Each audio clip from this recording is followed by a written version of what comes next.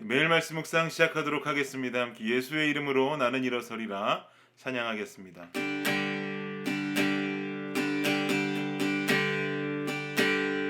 예수의 이름으로 나는 일어서리라. 주가 주신 능력으로 나는 일어서리라. 원수가 날 향해 와도 쓰러지지 않으리. 주가 주신 능력으로 주가 주신 능력으로 주가 주신 능력으로 일어서리. 네, 오늘 말씀은 출애굽기 13장 1절부터 3절까지 말씀입니다. 함께 읽겠습니다. 시작. 여호와께서 모세에게 일러 이르시되 이스라엘 자손 중에서 사람이나 짐승을 막론하고 태에서 처음 난 모든 것은 다 거룩히 구별하여 내게 돌리라. 이는 내 것이니라 하시니라. 모세가 백성에게 이르되 너희는 애굽 곧 종되었던 집에서 나온 그날을 기념하여 유교병을 먹지 말라. 여호와께서 그 손의 권능으로 너희를 그곳에서 인도해 내셨음이니라. 아멘. 네, 2008년도 11월 1일은 제 인생에 있어서 절대로 잊을 수 없는 아주 중요한 날입니다. 바로 우리 부부의 결혼 기념일입니다. 다행히 지금까지 살면서 단 한 번도 결혼 기념일을 그냥 잊고 지나쳐 본 적은 없습니다. 제가 건망증이 아주 심한 편인데요.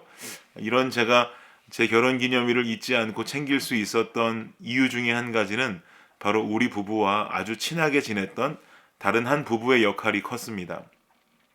누구냐면요, 우리 주님의 교회 찬양들을 한동안 지휘했었던 권순찬 찬양사 부부가 그 주인공들입니다. 순찬 찬양사 부부와 우리 부부는요, 2009년도에 함께 유학을 왔습니다. 한국에서는 전혀 알지 못했던 사이였는데 유학을 와서 남편들이 함께 공부를 시작하게 되면서 우리 두 부부는 둘도 없는 사이로 발전하게 되었습니다. 그런데 참 재미난 것은요, 이 순찬 찬양사 부부의 결혼 기념일이 2008년도 11월 1일이라는 것입니다.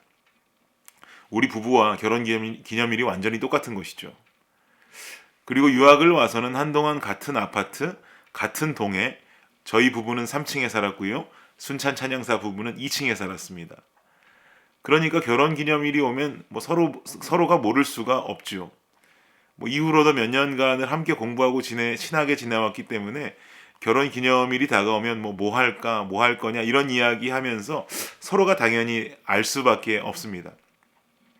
이처럼 순찬 찬양사 부부는 제게 결혼 기념일을 잊을 수 없게 만들어주는 한 존재였고, 반대로 또 우리 부부는 순찬 찬양사 부부에게 결혼 기념일을 잊을 수 없게 만드는 존재가 된 것이죠.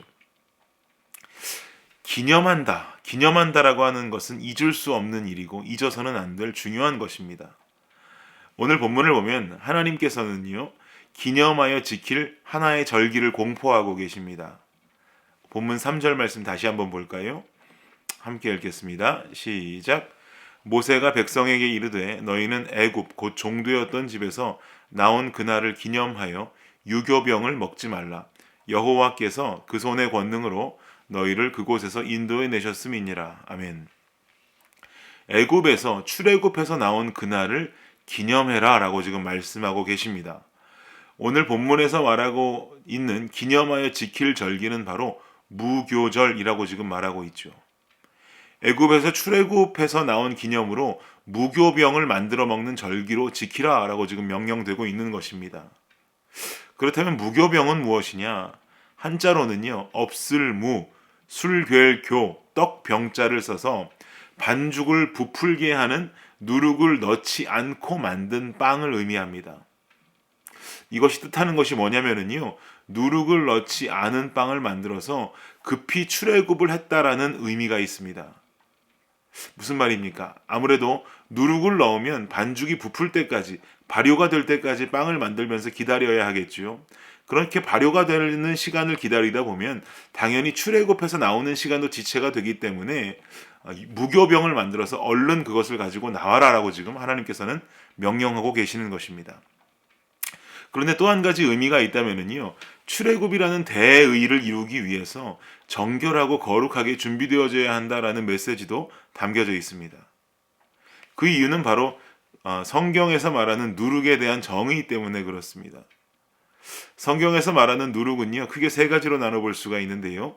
첫 번째는 바로 잘못된 교훈을 가리킵니다. 마가복음 8장 15절을 보면 바리새인들과 사두개인들의 누룩을 주의하라라는 말씀이 나오지요. 바로 바리새인들과 사두개인들의 교훈을 말하는 것입니다. 그래서 잘못된 교훈을 가리키는 것을 누룩이다라고 볼 수 있는 것이죠. 두 번째, 누룩이 가리키는 것은 무엇이냐? 외식을 가리킵니다. 누가복음 12장 1절을 보면은요, 바리새인들의 누룩, 곧 외식을 주의하라라는 말씀이 나옵니다.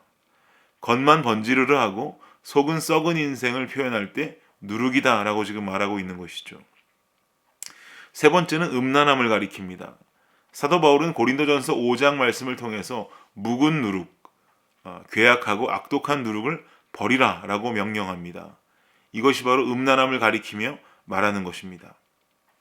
이러한 성경적인 이유로 무교병을 먹는 무교절이라는 절기는 출애굽을 앞에 두고 정결함과 거룩함으로 준비되어져야 한다는 메시지를 담고 있는 것입니다.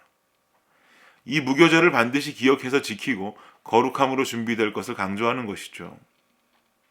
성경을 보면은요, 하나님께서는 중요한 사건 뒤에 꼭 그것을 기념하고 기억하라 라는 명령을 주십니다. 홍해 사건 때도 그러셨고요. 가나안으로 들어가면서 요단강을 건너갔을 때도 한 지파 한 사람씩 요단강으로 다시 들어가서 돌을 하나씩 주워서 나와서 그것을 쌓으라. 그리고 요단을 건너왔다라는 것을 기념하라 라는 것을 명령하셨었습니다. 하나님께서 이스라엘 백성들로 하여금 기념하여 기억하도록 시키시는 데는 이유가 있습니다. 인간은 잘 잊는 동물이기 때문에 그렇습니다. 잘 잊어버리는 동물이란 말입니다. 출애굽을 해서 기쁘다가도 홍해가 나오면 불평하는 게 인간입니다. 홍해를 완전히 건너서 하나님 앞에 내가 주를 찬송하리 높고 영화로우신 주 말과 적군을 죽이셨네 찬양하고 잔치집처럼 아주 좋아하다가도 수루 광야 같은 곳이 나오면 불평하는 것이 인간입니다. 또 좀 가다가요, 그 전에 베푸셨던 하나님의 은혜를 기억하고 감사하며 가다가도 배고프면 배고프다고 불평하는 것이 인간입니다. 목마르면 목마르다고 불평하는 것이 인간입니다. 이처럼 어떤 일이 있어도 잊기 쉬운 존재들이 바로 인간들이란 말입니다. 이런 이스라엘 백성들에게 하나님께서는 당신이 하신 일들을 잊지 않도록 계속 기념하라고 명하시는 것이죠. 여러분, 우리네 삶은 어떻습니까? 우리도 살다 보면 주님의 은혜를 잊고 살 적이 참 많습니다. 분명히 나를 위험에서 끌어주시고 수렁에서 건져주셨는데 조금 살만하면 그 은혜 잊어버리고 조금 살기 힘들어지면 불평하고 원망하는 모습을 발견하게 되지 않습니까? 여러분 안 그러십니까? 혹시 저만 그렇습니까? 우리는 나 자신을 위험에서 건져주신, 어려움 속에서도 보호하신 하나님의 역사를 절대로 잊어서는 안 됩니다. 감사는 못할 망정 어려움 속에 또 처하게 되었다고 불평하고 원망하는 이러한 옹졸한 모습은 버려야 하는 모습입니다. 그러면 우리는 어떻게 위험에서 건져주시고 참된 길로 인도하신 주님을 기념할 수 있습니까? 제가 한 가지 팁을 드리겠습니다. 우리 삶에 어려운 순간들이 찾아온다면요, 그 어려운 순간을 하나님 주신 힘으로 이겨내기 위해서 반드시 성경을 펼쳐야 합니다. 그리고 말씀 안에서 내게 주시는 평안을 찾아야 하고 말씀 속에서 내가 어떻게 앞으로 이 어려움들을 헤쳐나갈지를 고민해야 합니다. 이렇게 말씀드리는 이유가 있습니다. 우리는 어려운 순간들을 건너게 하시고 그동안 나를 지켜주시고 건져주신 주님의 은혜를 기억하기는 참 어렵습니다. 잘 잊기 때문에 그렇습니다.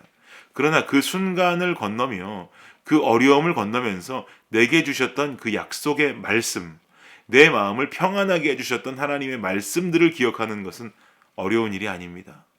그 말씀을 기억하면 그때의 상황들이 떠오르고, 그 말씀을 기억하면 하나님께서 나를 어떻게 이끌어 주셨는지, 어떻게 내가 소망을 주셨는지, 어떻게 내게 평안을 주셨는지 그 상황들이 다 기억이 나게 됩니다.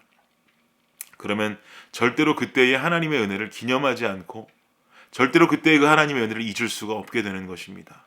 상황과 흐름들을 기억하기보다 그때 주님께서 주셨던 약속의 말씀을 기억하는 것, 이게 바로 지혜로운 자의 모습입니다.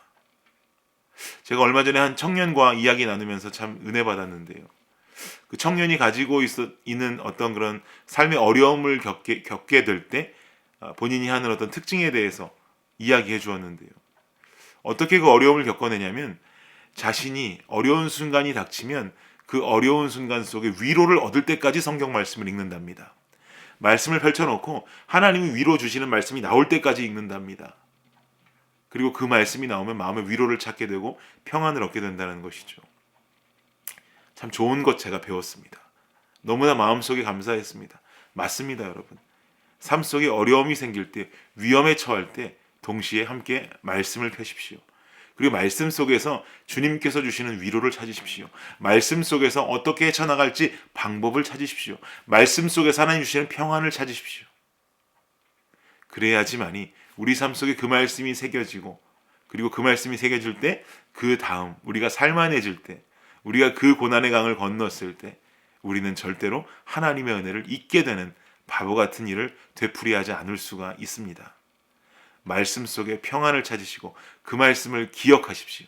그리고 그 말씀을 기억하시며 어려운 순간이 지나도 하나님의 일하심, 하나님께서 주신 평안과 소망을 잊지 아니하며 살아갈 수 있는 저와 여러분이 되시기를 예수 그리스도의 이름으로 축복합니다. 기도하겠습니다. 하나님 감사합니다. 누구나 어려운 순간들이 있습니다. 누구나 어려운 순간들을 넘어가야 합니다. 그러나 주님, 그 순간들을 기념하여 기억해야 합니다. 기념하여 기억할 수 있는 중요한 방법은 살아있는 하나님의 말씀을 우리가 대하는 일입니다. 말씀을 펴고 어려운 순간에 주님께서 주신 평안의 말씀, 약속의 말씀들을 잊지 아니하며 그 말씀을 기억할 때마다 우리 삶 속에 잊지 못하는 나에게 베풀어 주셨던 하나님의 은혜를 동시에 기억할 수 있는 진정한 지혜자가 될 수 있도록 하여 주시옵소서. 예수님 이름으로 기도합니다. 아멘. 예, 수요일 기도 제목으로 함께 기도하도록 하겠습니다. 구역장들을 위해서 구역원들을 잘 돌볼 수 있도록 섬김을 통해 은혜와 복을 받도록 기도해 주시기 바랍니다.